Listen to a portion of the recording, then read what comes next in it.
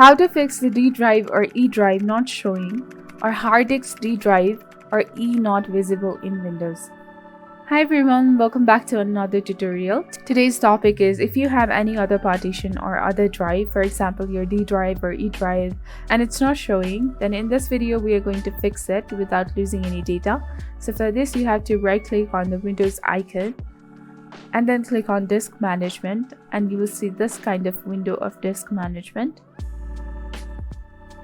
Now what you have to do is you will see your partition here.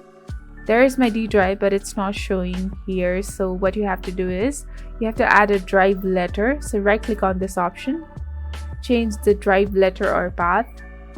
Now you have to assign a drive letter to your D drive. So click on add. Then here you can add any drive letter. I'll go for the D. And then just click OK. Restart your system. This is how you can fix the D drive or E drive not showing, or hard disk D drive and E drive not visible in Windows. If you found this video helpful, do not forget to like, comment, share, and subscribe to the channel for more amazing contents. Thank you. See you in the next video.